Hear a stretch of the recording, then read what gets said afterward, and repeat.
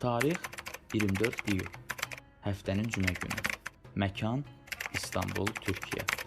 Bu üç məlumat bizə son günlərdə dünya mediasında ən çox danışılan bir məkanı, keçmiş Ayasofya muzeyini və indiki Ayasofya məscidini xatırladır. Biz isə bu videoda Bizdən Demək komandası olaraq Məlumatlı ol rubrikamız ilə UNESCO-nun Dünya Mədəniyyət Mirasları siyahısına daxil olmuş bu məkan haqqında sizlərə öz dilimizdə məlumat verməyə çalışacağıq. Xristianlığı imperiyanın rəsmi dini elan edən Roma İmperatoru 1. Konstantin öz adına yaraşan, dünyada tayı bərabəri olmayan bir kilsə tikdirməyə qərar verir. Lakin bu kilsənin inşası zamanı o, dünyasını dəyişir və 337-ci ildə hakimiyyətə oğlu 2. Konstantin gəlir.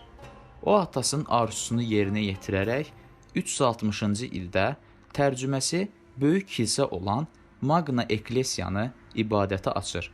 1. Ayasofya ənənəvi Latın memarlığı üslubunda sütunlu bazilika idi.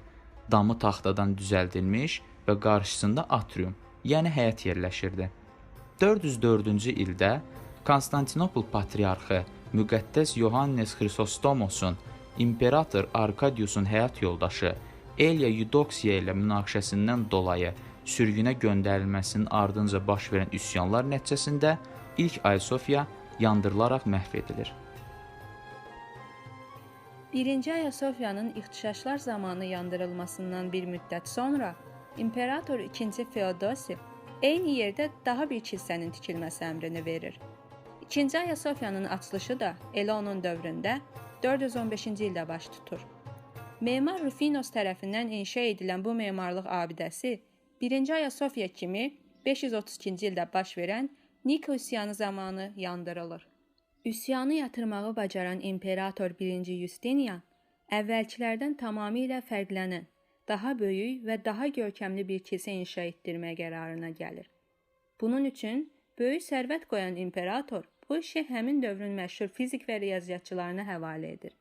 Miletli Isidorus və Trallesli Antemius. Binanın inşasında Efesdəki Artemida məbədindən, Misirdəki Günəş məbədindən və daha bir neçə məbəddən gətirilmiş sütunlardan istifadə edilir və tarixi mənbələrə görə tikintidə 10 mindən çox insan iştirak edir.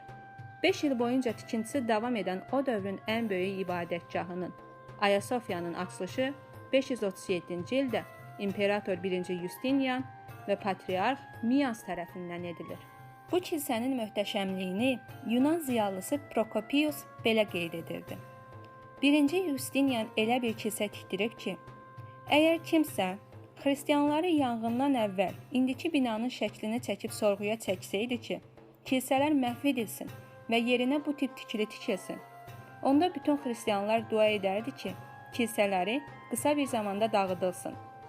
Kilsənin ilk mozaikalarının hazırlanması isə 565-578-ci illərdə hakimiyyətdə olmuş 2. Kastinin dönəminə təsadüf edir. Tikilinin pəncərələrindən sızan günəş şüalarının divardakı bəzəklərlə yaratdığı kompozisiya ziyarətçilər üçün məftun edici mənzərə yaradırdı. Əsrlər boyu Konstantinopol pravoslavlığının mərkəzi olmuş Ayasofya eyni zamanda Bizansın imperatorluq səviyyəsində də mərasimlərə ev sahibliyi edir. Lakin zaman keçdikcə baş verən təbii fəlakətlər abidəyə müəyyən qədər zərər vurur. Bu cür fəlakətlərdən biri 989-cu ildə baş vermiş güclü zəlzələ idi ki, bu zaman Ayasofyanın günbəzi dağılır.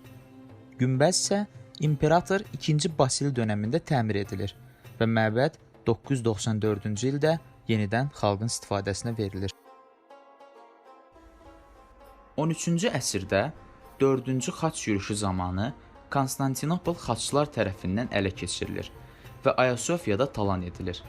Məbəd 1204-cü ildə Roma Katolik kilsəsindən asılı vəziyyətə düşür və yalnız 1261-ci ildə səlibçilər buradan qovulduqdan sonra Bizansın tabeliyinə keçir. 1317-ci ildə İmperator 2. Andronikos xərclərini vəfat etmiş həyat yoldaşı İrininin mirasından qarşılayaraq tikilinin şimal və şərq hissələrində 4 ədəd istinad divarı inşa etdirsə də 1346-cı ildə abidənin bəzi hissələri yenidən çökməyə məruz qalır. 1453-cü il. Türkiyə tarixinin ən şanlı zəfərlərindən biri, bəlkə də birincisi, İstanbulun, yəni Konstantinopolun Osmanlı türkləri tərəfindən fəthi baş verir. Bu qələbədən sonra həmin dövrlərdə çox pis vəziyyətdə olan tikiliyə Fatih Sultan Mehmed xüsusi diqqət və qayğı göstərir. Kilsə dərhal təmizlənir və məscidə çevrilir. Lakin adı isə dəyişdirilmir. Ayasofyanın minarələrinin bir-biri ilə uyğunluq təşkil etmədiyi demək olar ki, hər kəsə bəllidir. Çünki buranın ilk minarəsi elə Sultan Mehmedin dövründə inşa edilir və tikintinin tez başa çatması üçün kərpicdən istifadə olunur. Növbəti minarənin inşası isə Sultan II. Bəyazidin dövrünə təsadüf edir. Bir-birinə oxşar digər iki minarə, II. Səlim və III. Murad dönəmində Memar Sinan tərəfindən inşa edilir. Bu arada onu da qeyd edək ki, tikilini üzərində saxlayan 24 dirəyin bir qismi Osmanlı, digər qismi isə Qərbi Roma İmperatorluğu dövrünə aiddir. Osmanlı dövründə Ayasofyada həyata keçirilmiş ən məşhur yenidən qurma tədbirlərindən biri də Sultan Əbdülməcidin əmri ilə 1847-1849-cu illərdə İtaliyalı Fossati qardaşları tərəfindən həyata keçirilir. Bəs Ayasofya nə zaman muzey oldu? 1918-ci il Dünya müharibəsindən sonra İngilis dəstəkli Yunanlılar Ayasofyanı yenidən kilsəyə çevirmək istəyirlər. 16 mart 1920-ci ildə İstanbul rəsmən işğal edilir. Amma Mustafa Kemal Atatürk'ün başçılığı ilə Türk ordusu ilk öncə İzmiri ələ keçirir. Bundan sonra isə İstanbuldan da gəldikləri kimi gedərlər deyən Atatürk 1923-cü ildə isə İstanbulu yenidən fəth edir.